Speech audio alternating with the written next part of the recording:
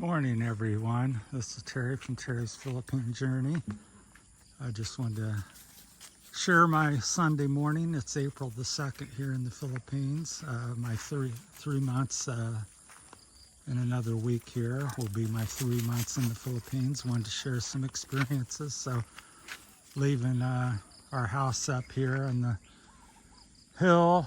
This is our lane or driveway or road, whatever whatever you want to call it, to the town. So walking the dog, that's Whitey. So I've kind of adopted, it's the kid's dog. So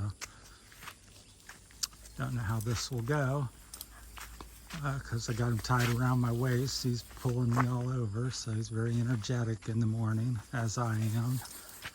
This is the neighbor's house that they moved to the city to have more money and find better jobs and stuff, because work around here is pretty slim unless you're really young and able-bodied and can work hard, because we live out in the province here. So this is what I get to see every morning. There's a big cloud formation. Looks like it might be some sort of rain off in the distance. Yeah, I find it beautiful. If you like the city hustle and bustle, you'll not be happy here. Not where I live, at least. Now, you know, Manila, Iloilo, Bacolod, some of the big cities, Cebu. I know that's not a city, but Dumaguete, they're very popular with the expats. And so you have to really enjoy peace and serenity and simple things here if you live in the province, because there's not many modern conveniences. No big stores. Iloilo's 2 hours away.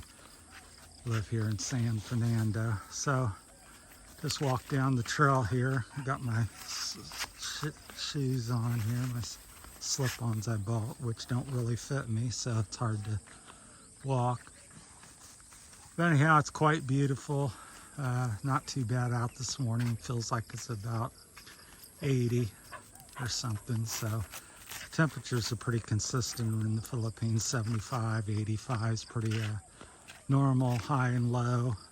It may not even vary that much. That's like the extremes. So what have I been finding here in the Philippines? Well, much of it's been the same. One, we'll start off with the people. Continue to find people friendly. Haven't met anybody that I thought was unsavory or dangerous. And I go off into the mountains here. As I get out here, I'll turn around and show you the backdrop. So they have about a 7,000, almost 7,000 foot mountain range here on Iloilo, Visayas Island.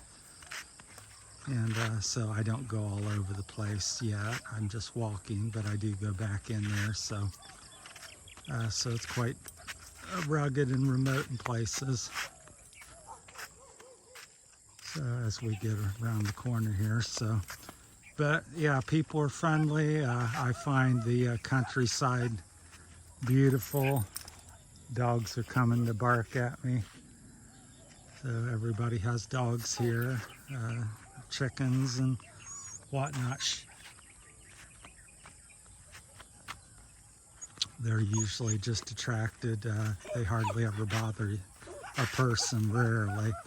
I've not been chased or bothered by any dog. And I've literally had hundreds come after me around here.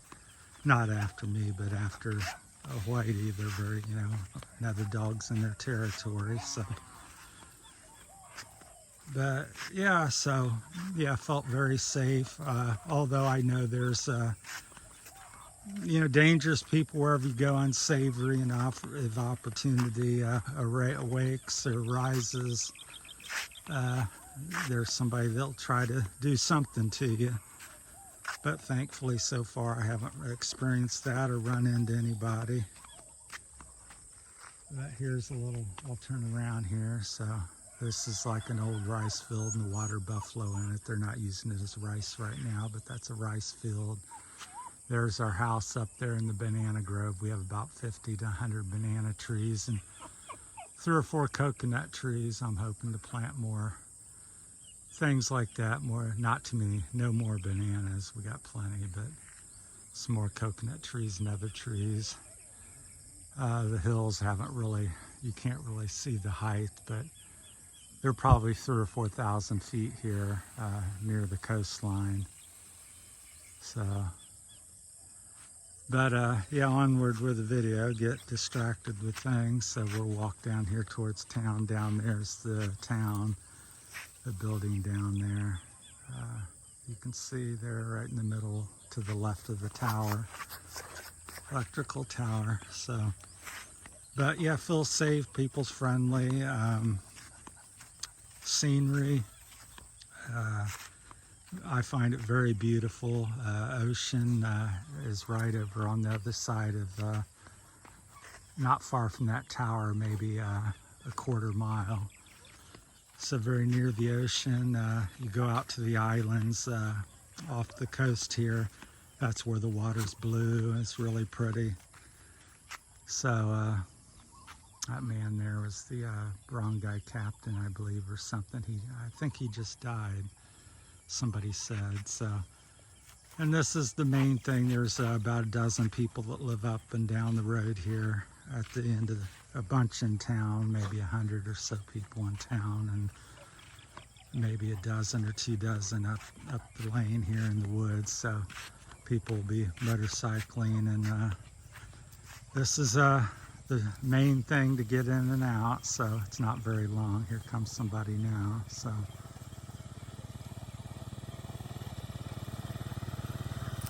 Morning. Morning.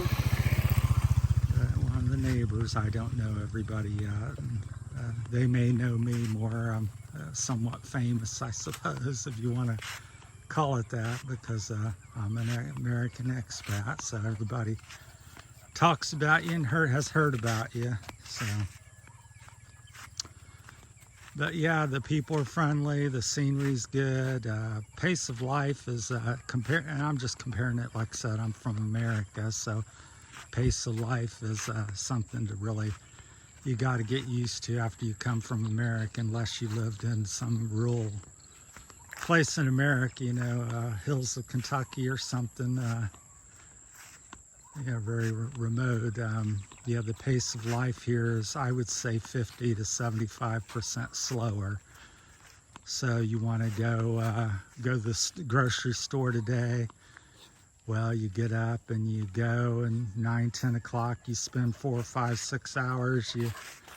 That's how it's been for me. So you come, and then that's about all you get done for the day. So just things are very slow to get businesses and people to do things for you.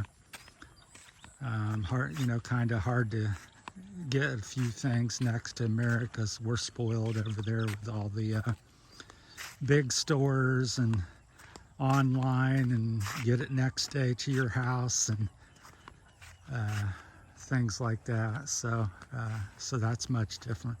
A lot of differences over here. So if you have any questions, rather than make this a ramble for 15, 30, 40 minutes about things, so if you have any questions about what I'm going to do some other videos and touch on it. I always mix everything in with one video, but try to separate them a little bit more. But talk about relationships, and I got all kinds of women over here, young middle-aged ladies looking for expats. American men, foreign men are very desirable over here, if you don't know that by now. But so they're always asking me, do I have any friends and everything. So we'll make another video about that. So I always find that interesting. And yeah, and if you have any questions about anything, like I said, I'm just living in the province. I've talked a little bit about the cost of living in the past. So if you have any interest or in anything, or want to know more, or know my experiences, then just message me, and I'll either make a video about it or send you a personal message or something about what I've experienced in the 3 months I've lived here. But that's been my 3 months experience. You know, like I said, people are friendly as far as I have run into. Life is slow paced.